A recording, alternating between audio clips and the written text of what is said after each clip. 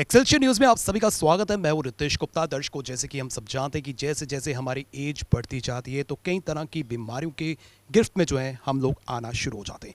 कहते हैं कि समय पर अगर आपको सलाह दी जाए, समय पर आपका इलाज किया जाए तो ऐसी कोई बीमारी नहीं है जिसका इलाज संभव नहीं है। आज हम आपकी मुलाकात करवाने जा रहे हैं फोर्टिस मोहाली से डॉक्टर निश्चित जी से। इन्हीं से हम जानेंगे कि समय समय पर जिस तरह से एज बढ़ती है कौन कौन सी बीमारियों की गिरफ्त में हम आ जाते हैं और किस तरह से उसका इलाज संभव है। डॉक्टर साहब, आपका बहुत बहुत स्वागत है। Thank you. मैं डॉक्टर निश्चित सावल हूँ। मैं फोर्टिस मोहाली में सीनियर कंसल्टेंट न्यूरोलॉजी में, और उससे पहले मैंने अपनी तालीम एम्स न्यू दिल्ली से ग्रहण की है, जहाँ मैंने डीप ब्रेन स्टिमुलेशन और वीएनएस जैसी थेरेपी सीखी। तो अगर पहले बात करें कि कौन सी बीमारियाँ बढ़ती हैं, तो उम्र के साथ अनफॉर्चुनेटली सारी बीमारियाँ बढ़ती हैं। बीपी बढ़ जाएगा, शुगर बढ़ जाएगी। एक सिस्टम बनाया है नेचर ने, नहीं तो बूढ़े लोग ज़्यादा हो जाएंगे तो फिर जवान लोग कम हो जाएंगे। तो सिस्टम ये है कि एजिंग पॉपुलेशन डाई आउट कर जाती है, फिर जैसे कि पुराने फूल झड़ जाते हैं, नए फूल आते हैं, तो वैसा ही सिस्टम चलता है। लेकिन ये न्यूरोलॉजिकल डिसऑर्डर्स बढ़ जाते हैं। और आज हम बात करेंगे पार्किंसन की और एपिलेप्सी और डिप्रेशन जैसी बीमारियों की। तो पहले पार्किंसन और मूवमेंट डिसऑर्डर्स की बात करते हैं।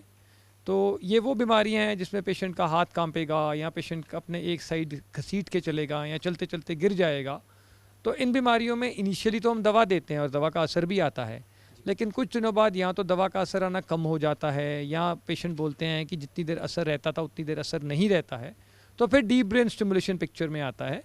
डीप ब्रेन स्टिमुलेशन एक थेरेपी है जिसमें दिमाग में दो छोटे माइक्रो बार होल्स करके टाइटेनियम की 2 माइक्रो लीड्स डालते हैं और छाती में एक बैटरी डालते हैं। जब दिमाग में माइक्रो लीड्स डालते हैं तो पेशेंट को बेहोश नहीं करते हैं, जैसे डेंटिस्ट दांतों में छेद करके आपके वो करता है इलाज, उसी तरीके से 2 लीड्स डालते हैं। चेस्ट में जब बैटरी डालते हैं तब पेशेंट को हम बेहोश करते हैं 20 मिनट के लिए, और उसके बाद पेशेंट को हफ्ते 10 दिन बाद बैटरी को ऑन करते हैं। तो पेशेंट के वो लक्षण चले जाते हैं जो दवा से नहीं जा रहे थे, और पेशेंट वो काम कर पाता है जो बीमारी अथवा दवा खाने के बाद भी नहीं कर पा रहा था। डॉक्टर साहब, जो ये थेरेपी है क्या हर पेशेंट को दी जाती है या कोई स्पेसिफिक पेशेंट्स होते हैं, और क्या किस एज के बाद कितनी जब वो मेडिसिन ले रहा है या इलाज करवा रहा है कितनी देर के बाद जो है थेरेपी का इस्तेमाल कर सकते हैं? एज कोई क्राइटेरिया नहीं है। पार्किंसन में यूजुअली 3 साल के बाद डीबीएस ऑफर किया जाता है। 3 साल बीमारी को हो जाने चाहिए, उसके बाद पेशेंट डीबीएस का कैंडिडेट होता है। और जो आपकी बात अलग सी कि ये किन लोगों में है, तो पार्किंसन कई तरह का होता है, अच्छा और बुरा। तो ये बहुत इंपॉर्टेंट है कि पेशेंट सिलेक्शन सही हो, चयन बहुत सही हो कि पेशेंट को अच्छा पार्किंसन ही है। अगर बुरे पार्किंसन में डीबीएस करेंगे तो असर नहीं आएगा। हमारी एम्स की जो ट्रेनिंग है वो मैं यही सिखाती है, पेशेंट का चयन कैसे करना है। अच्छा पार्किंसन और बुरे पार्किंसन को डिफ्रेंशिएट कीजिए। अच्छे पार्किंसन को 3 साल हो गए दवा खाते, फिर आप उसको डीबीएस ऑफर कीजिए और फिर उसका डीबीएस कीजिए। डॉक्टर साहब, 3 साल का गैप क्यों, 3 साल का इंतजार क्यों करना पड़ता है? 3 साल का इंतजार इसलिए करना पड़ता है, 2 कारण है इसके। एक तो इनिशियली पेशेंट को दवा से असर ही अच्छा आता है, तो अच्छा असर आ रहा है तो हम आपको दूसरी थेरेपी क्यों ऑफर करेंगे। सेकेंडली, जैसे कि लेट्स से कि पेशेंट का बीपी बढ़ रहा है, अगर उसको नमक कम करने की सलाह दो, बीपी नॉर्मल हो गया, तो फिर हम उसको दवा क्यों देंगे। जब नमक कम करने के बावजूद भी नहीं बीपी नॉर्मल हो रहा तब दवा देंगे। ऐसा ही एक सिस्टम ये समझ लीजिए आप। सेकेंडली, जो बुरा पार्किंसन है कई बार वो अच्छे पार्किंसन की शक्ल लेके आता है इनिशियली, लेकिन जैसे जैसे वक्त बीतता है तो वो अपना असली रंग दिखा देता है। तो ये एक फैक्टर है कि हम वेट इसलिए भी करते हैं फर्स्ट 3 ईयर्स की, बुरा पार्किंसन ही नहीं था जो अच्छा पार्किंसन के सिम्टम्स दे रहा था, तो इसलिए 3 ईयर्स का फैक्टर है। अगर बात हम दूसरी बात करें अब वेगल नर्व स्टिमुलेशन वीएनएस की, जो कि आपने जिक्र किया था, तो वेगल नर्व स्टिमुलेशन एक ऐसी थेरेपी है जो हम एपिलेप्सी और डिप्रेशन में यूज़ करते हैं, मिर्गी और डिप्रेशन में।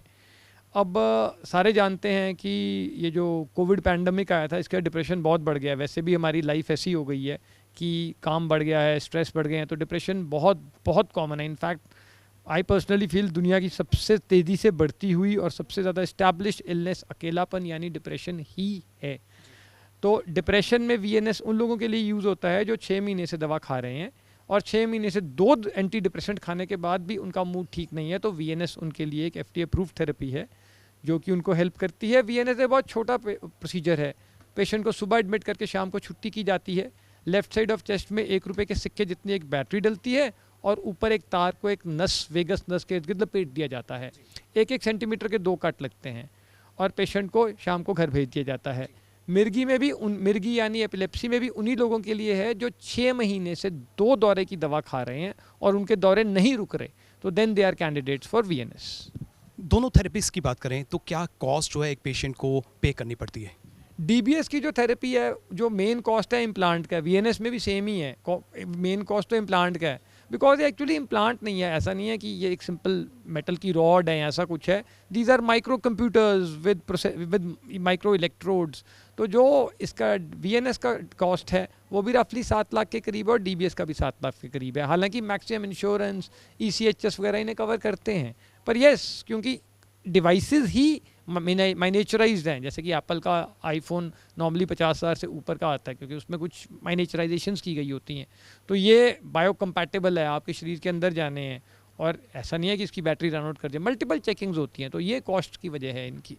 तो ये थेरेपी जो अडॉप्ट करते हैं उसके बाद जो है पूर्ण रूप से जो है पेशेंट ठीक हो जाते हैं, और ये थेरेपी क्या रेगुलर लेनी पड़ती है या वन टाइम जो है इसे लेना पड़ता है? वन टाइम है ये, इसमें ऑपरेशन हो जाता है, उसके बाद उनकी कंप्यूटर से प्रोग्रामिंग होती है। इनिशियली वो महीने 2 महीने के बाद करते हैं, पहले 3-4 बारी, उसके बाद साल में 6 महीने के बाद करते हैं, और पेशेंट चलता रहता है। उसके बाद क्वालिटी ऑफ लाइफ काफ़ी इंप्रूव कर जाती है। ये रेपिटेटिव थेरेपी नहीं है, सिंगल टाइम ऑपरेशन होता है। तो अवेलेबिलिटी की बात करें तो कहाँ कहाँ जो है ये थेरेपी दी जा रही है? ये तो फर्स्ट ऑफ ऑल तो आई से एम्स न्यू दिल्ली, जहाँ से मैं ट्रेन होकर आया हूँ, AIIMS new Delhi, निम्हांस Bangalore, and yes Fortis Molly north में पहला प्राइवेट हॉस्पिटल है जो DBS, deep brain stimulation offer करता है, और Fortis is the only hospital in north India जहाँ पे वेगल नर्व स्टिमुलेशन होता है। तो डॉक्टर साहब, आखिर में जम्मू वासियों से आप क्या अपील करना चाहते हैं? सबसे पहले तो मैं ये अपील करना चाहता हूँ कि एक हेल्दी लाइफस्टाइल अपनाइए। आप सिगरेट कम पीजिए या मत पीजिए, अल्कोहल मत पीजिए। मोस्ट इंपॉर्टेंटली, सिगरेट और शराब से भी बुरी चीज़ आजकल हमारे लिए प्रोसेस्ड फैट्स, ब्रेड मत खाओ। और वो सरकार बोलती है मिलेट्स खाइए, तो एक्चुअली मिलेट्स खाइए, क्योंकि मिलेट्स एक अच्छी चीज़ है जो कि आपका बिना एक्सरसाइज के भी वेट कम कर सकते हैं। They are healthy cereals. Most important है हेल्थ को इतना अच्छा रखो कि बीमारी आपके दूर ना पास ना आए। फजूल की दवाइयाँ मत खाइए, फजूल के विटामिन मत खाइए, फजूल की किसी भी पद्धति, एलोपैथिक, होम्योपैथिक, आयुर्वेदिक, फजूल की कोई दवाइयाँ मत खाइए। नेचुरल चीज़ें कीजिए, नेचुरल चीज़ें खाइए। और मेरी जम्मू वासियों से एक हाथ जोड़ के अपील है, प्लीज़ जो रिप्रोडक्टिव एज ग्रुप की फीमेल्स हैं 15 से 50 तक जिनको पीरियड्स आते हैं, उनको प्लीज़ एग ज़रूर दीजिए। सचिन तेंदुलकर साहब कहते कहते रिटायर हो गए, अंडे खाइए। अंडा एक सस्ता और टिकाऊ प्रोटीन, कैल्शियम और विटामिन डी का स्टोर है।